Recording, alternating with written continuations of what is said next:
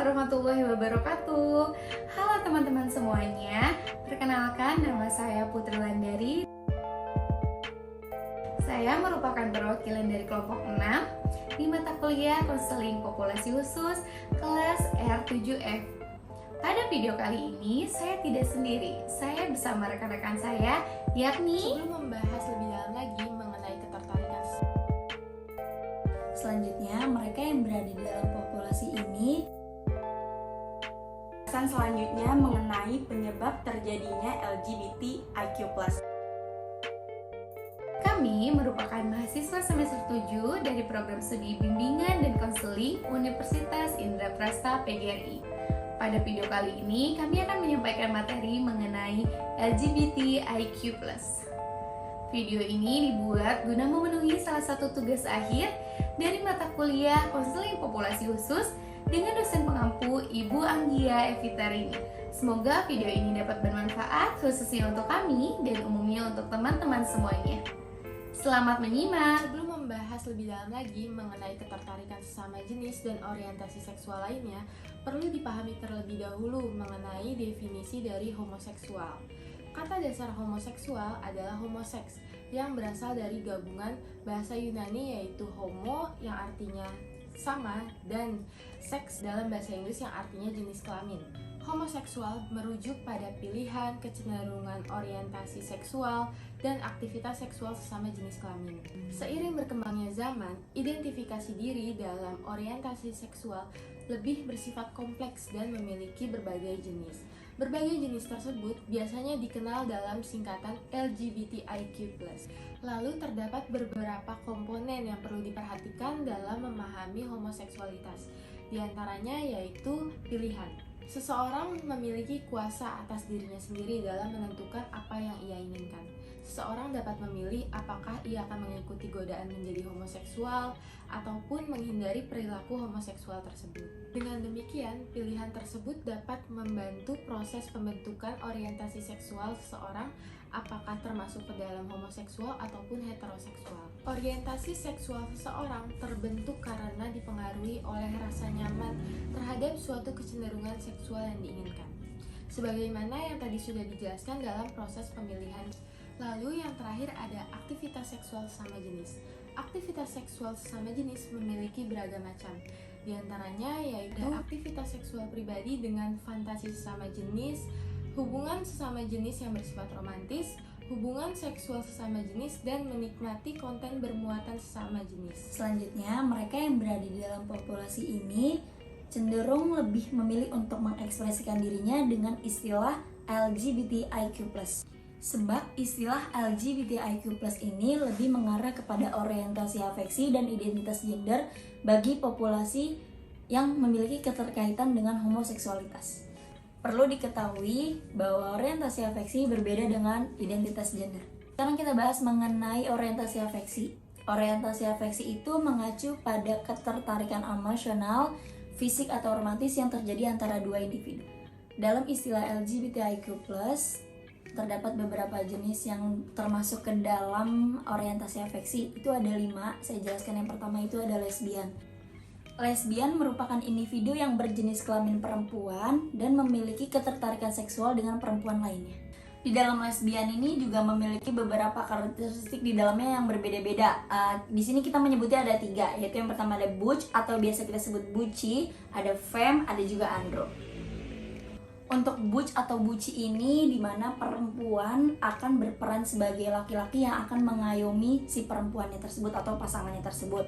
Nah, kalau untuk femme itu kebalikannya dari buci, dimana perempuan ini yang akan menjadi pasangannya yang akan diayomi oleh pasangannya tersebut. Terus yang ketiga itu ada andro. Andro ini merupakan kategori lesbian yang bisa mencakup keduanya, yaitu antara butch maupun femme. Nah, yang kedua itu ada gay. Gay itu sama seperti lesbi, tetapi untuk gay ini merupakan individu yang berjenis kelamin laki-laki dan memiliki fantasi seksual dengan laki-laki lainnya. Sama halnya dengan lesbian, gay ini juga memiliki karakteristik di dalamnya yang bisa membedakan para gay. Yang ada 3 juga sama. Yang pertama itu ada top, yang kedua itu ada bot, yang ketiga itu ada first. Yang pertama ada top adalah laki-laki yang maskulin dan memiliki peran sebagai laki-laki untuk pasangannya. Yang kedua itu ada bot. Bot ini adalah laki-laki yang memiliki karakteristik lebih lembut dan lebih feminim, di mana mereka berperan sebagai perempuan dari pasangannya. Yang ketiga itu ada verse. Sama halnya dengan lesbian, verse merupakan karakteristik yang mencakup antara keduanya, yaitu ada top maupun bot. Selanjutnya yang ketiga itu ada biseksual. Biseksual itu adalah individu atau mereka yang memiliki jenis kelamin baik perempuan atau laki-laki yang memiliki ketertarikan seksual dengan perempuan ataupun laki-laki juga. Selanjutnya yang keempat itu ada queer. Mungkin sebagian kita masih asing dengan queer ini. Jadi queer ini adalah mereka-mereka yang tidak berpandangan, tidak mempercayai bahwa gender itu terdiri dari perempuan dan laki-laki saja. Jadi mereka itu masih percaya bahwa sebenarnya gender dan seksualitas itu bisa tumbuh saat kita dewasa. Jadi bukan ada sejak lahir, tapi itu bisa ketika kita bertumbuh dewasa. Selanjutnya yang kelima atau yang terakhir itu ada questioning. Questioning ini merupakan individu atau mereka-mereka yang masih mengeksplorasi dan merasa kebingungan akan gender yang mereka akan pilih atau mereka tentukan, baik itu laki-laki ataupun perempuan. Pembahasan selanjutnya yaitu mengenai identitas gender. Identitas gender sendiri itu merupakan cara seseorang untuk dapat mengidentifikasikan gender mereka sendiri, di mana hal-hal tersebut dapat terjadi berdasarkan persepsi, keadaan biologis, dan juga kotak sosial atau diantara perpaduan kedua faktor tersebut. Pembahasan selanjutnya itu kita akan merincikan klasifikasi identitas gender yang ada, yaitu ada dua. Yang pertama itu ada transgender, kedua itu ada interseksual. Yang pertama itu ada transgender. Transgender itu merupakan individu atau mereka yang memiliki identitas gender atau mengekspresikan gendernya berbeda dengan seks yang dibawa sejak lahir. Pada kalanya, transgender sering juga disebut dengan transseksual, di mana mereka yang dibantu oleh tenaga medis untuk merubah seksualitas yang ia miliki dari seksualitas yang ia miliki menjadi seksualitas yang ia inginkan. Transgender ini menganggap jika ia laki-laki, ia merasa jika ia terperangkap di tubuh perempuan atau di jiwa perempuan. Dan sebaliknya untuk transgender, untuk yang perempuan, mereka menganggap bahwa mereka itu terperangkap di jiwa laki-laki. Lalu yang kedua itu ada intersex. Intersex merupakan individu atau mereka yang dilahirkan dengan memiliki beberapa karakteristik jenis kelamin laki-laki maupun perempuan. Secara sederhana, intersex ini merupakan gambaran bagi mereka yang memiliki alat reproduksi atau anatomi reproduksi yang tidak jelas atau bahkan bersifat ganda. Dan salah satu kasus intersex di Indonesia yang bisa kita ketahui bersama yaitu ada salah satu atlet voli putri bernama Aprilia Manganang, di mana ia sejak lahirnya memiliki dua jenis kelamin, tapi kemudian sekarang pada akhirnya ia memutuskan untuk memilih gender laki-laki. Pembahasan selanjutnya mengenai penyebab terjadinya LGBTIQ+. Jadi di sini kita bisa ketahui bahwasanya ada dua faktor yang menyebabkan LGBTIQ+ itu. Yang pertama adalah faktor internal dan yang kedua adalah eksternal. Faktor internal pertama adalah genetik. Ada penelitian yang menyebutkan bahwasanya genetik adalah penyebab utama dari timbulnya LGBTIQ+. Tetapi ada bukti bahwa gen dapat memainkan peran sederhana dalam mengembangkan hasrat seksual seseorang. Pada kenyataannya, genetik bukanlah menjadi salah satu penyebab utama dari faktor-faktor LGBTIQ+ itu sendiri. Faktor internal yang kedua adalah pengaruh hormon.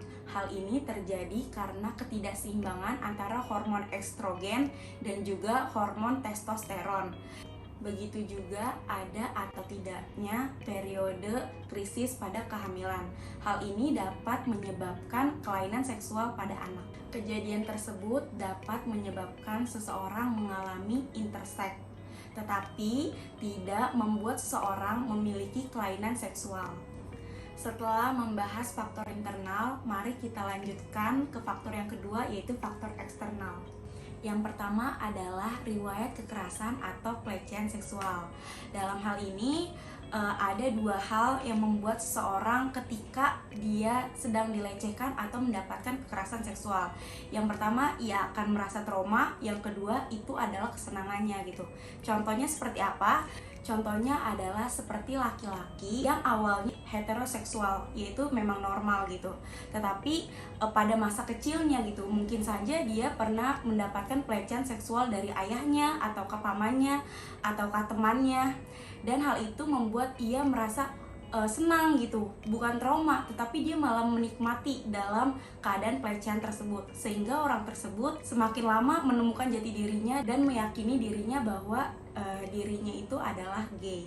Lalu contoh yang kedua adalah perempuan yang mendapatkan kekerasan gitu ya, kekerasan fisik ataupun batin dari ayahnya atau ke orang lain gitu, atau pacar juga. Nah, dalam hal ini orang ini akan trauma gitu, perempuan ini akan trauma sehingga mungkin saja dia tidak bakal percaya gitu kepada laki-laki karena dia menganggap bahwa laki-laki itu sama gitu. Akhirnya perempuan ini secara alam bawah sadar membawa ia menjadi seorang yang lesbi. Yang kedua adalah pesan subliminal. Pesan subliminal adalah pesan atau informasi yang dikirimkan secara langsung menuju alam bawah sadar seseorang. Contohnya kegiatan sehari-hari seperti menonton televisi yang berbau LGBT, menonton film, menonton video di media sosial yang membuat seseorang tertarik dan memiliki kecenderungan untuk menjadi LGBTIQ+. Yang ketiga adalah kurangnya pemahaman agama.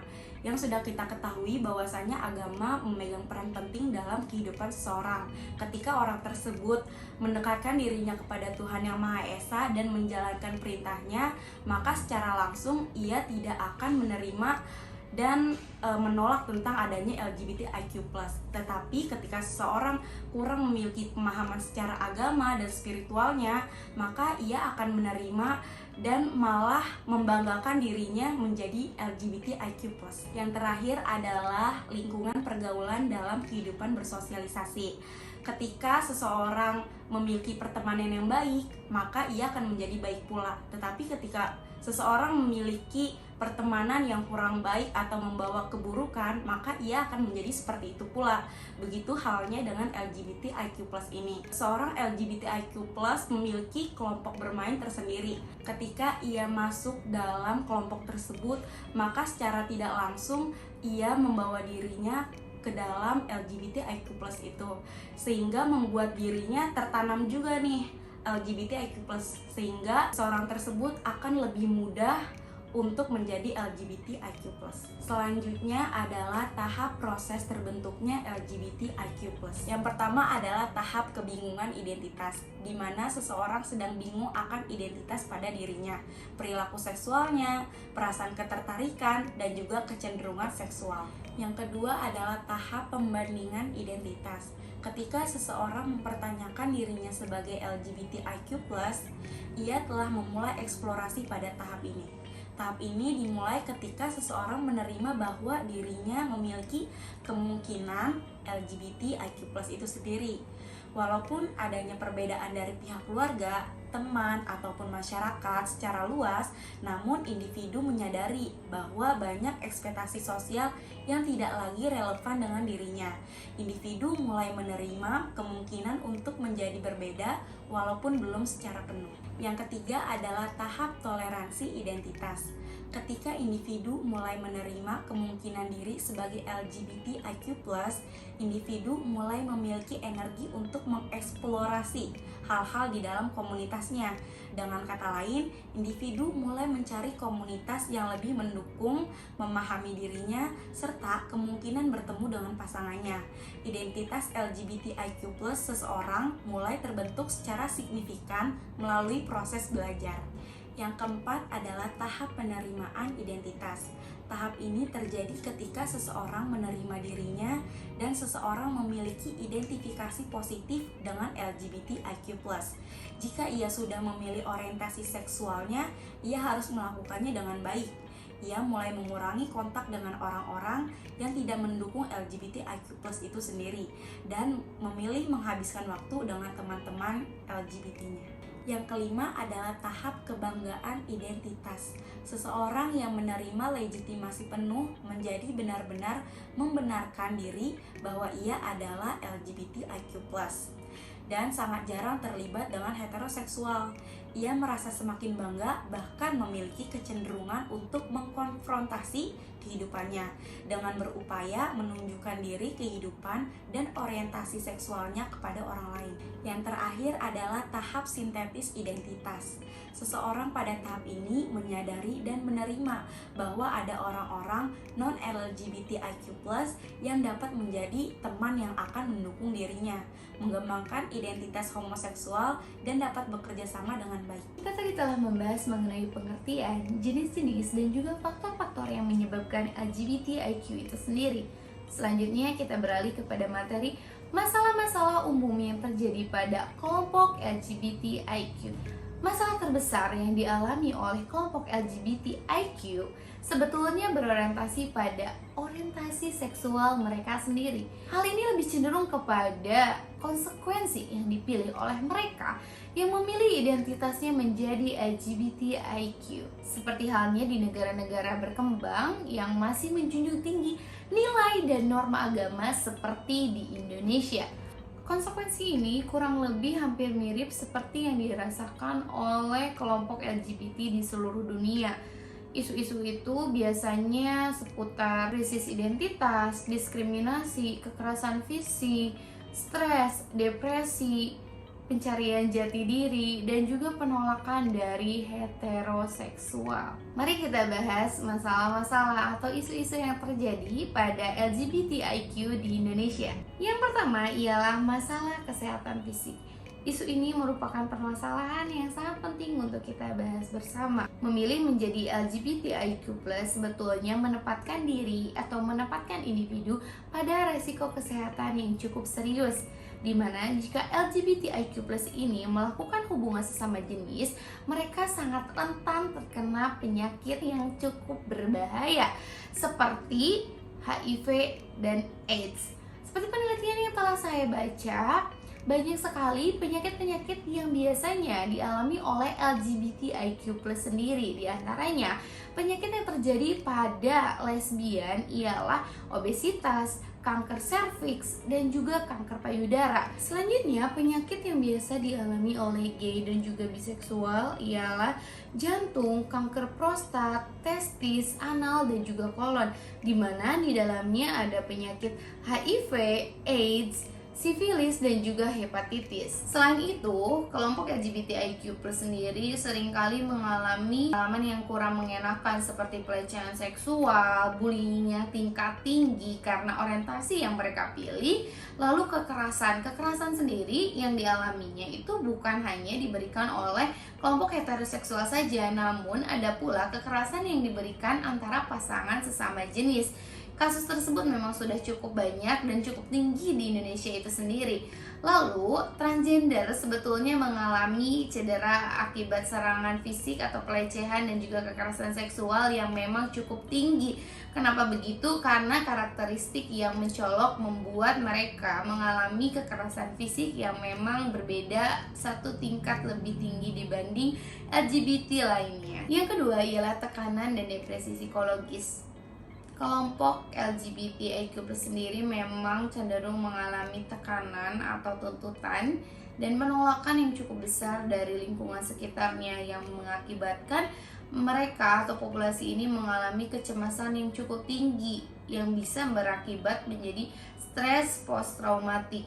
Selain itu, mereka juga mengalami depresi, gangguan jiwa, kekerasan fisik, lalu juga penyalahgunaan zat yang dikonsumsi akibat tekanan yang mereka alami dari lingkungan, lalu rencana bunuh diri hingga kasus bunuh diri yang cukup tinggi. Yang ketiga ialah kekerasan fisik, mental, dan juga seksual. Kekerasan fisik, mental, dan juga seksual acap kali dianggap sebagai konsekuensi yang diterima oleh kelompok LGBTIQ+ sendiri yang memang menunjukkan kepada lingkungan sekitarnya atau berterus terang atas orientasi yang dimilikinya. Berbeda dengan kasus orang-orang yang memang memilih untuk menutupi orientasi seksualnya, mereka memang cenderung lebih aman dibandingkan orang-orang yang terbuka. Yang keempat atau yang terakhir adalah masalah agama dan kultur. Stigma di masyarakat negara bagian Asia ini memang sangat lekat dengan pemikiran bahwa Kelompok LGBTIQ+ sendiri adalah kelompok orang-orang yang tidak taat kepada aturan Tuhan Yang Maha Esa. Dibenarkan ataupun tidak, itu adalah hal yang terjadi di masyarakat kita pada saat ini. Lalu, 97% penduduk di Indonesia memang menolak kehadirannya LGBTIQ+, sehingga populasi ini menjadi pura-pura non-homoseksual yang dapat berakibat kepada kesehatan mentalnya, yakni dapat berakibat depresi dan juga banyak kasus yang berakhir dengan bunuh diri. Baik, setelah membahas mengenai masalah-masalah umum yang dihadapi oleh kelompok LGBTIQ+, sekarang kita akan memasuki materi terakhir, yaitu strategi atau layanan yang dapat dilakukan guna menghadapi isu LGBTIQ+. Pertama itu ialah layanan informasi. Layanan informasi ini digunakan untuk memfasilitasi konselor dalam memberikan informasi yang sebenar-benarnya kepada klien berkenaan seksualitas, identitas, dan orientasi. Yang kedua yaitu memfasilitasi pendalaman nilai, moral, dan keagamaan. Di sini konselor bisa berkolaborasi dengan pemuka agama atau pemuka adat yang dimana dapat memberikan informasi nilai-nilai atau pendalaman keagamaan terhadap klien sehingga dapat terhindar dari hal-hal negatif yang berasal dari pro homoseksual atau pro LGBTIQ+. Yang ketiga yaitu penyuluhan kepada orang tua, di mana ini bisa dilakukan kepada klien yang masih bersekolah sehingga orang tua dapat mengetahui pengertian dan pentingnya pemberian informasi mengenai seksualitas, identitas, dan orientasi sehingga orang tua dapat mengetahui kerugian apa saja yang akan diperoleh jika individu memilih untuk menjadi kelompok dari LGBTIQ+. Yang keempat ialah bimbingan kelompok. Bimbingan kelompok sebetulnya hampir sama seperti layanan informasi, namun dalam ruang lingkup yang lebih kecil atau yang lebih sempit. Yang kelima ialah layanan individual. Di dalam layanan individual sendiri itu bisa bermuatan layanan informasi, layanan penguasaan konten, dan juga pendalaman nilai, moral, juga keagamaan. Nah, berbicara mengenai penguasaan konten, layanan penguasaan konten ini sendiri memang diberikan untuk mendalami keterampilan atau konten yang ingin dikuasai oleh klien. Konselor memfasilitasi klien untuk berfokus pada keterampilan yang dimilikinya dan terhindar dari hal-hal negatif atau kecenderungan untuk memilih langkah-langkah pro LGBTIQ+. Selain itu, ada juga tips and tricks yang dapat diberikan konselor dalam menghadapi klien yang memang sudah memiliki kecenderungan LGBTIQ+. Yang pertama, konselor tidak boleh berprasangka buruk atau menghakimi terhadap pemikiran oleh populasi ini, karena pada dasarnya populasi ini memang memiliki kecenderungan ketakutan atau kecemasan terhadap pandangan orang lain akan dirinya. Kedua, gunakan terminologi yang dipakai oleh klien, di mana ini dapat menimbulkan rasa nyaman dan juga kepercayaan dari klien kepada konselor. Yang ketiga yaitu menghargai kerahasiaan. Tidak ada alasan konselor untuk tidak melakukan asas kerahasiaan. Yang keempat yaitu hadapi perasaan klien terlebih dahulu.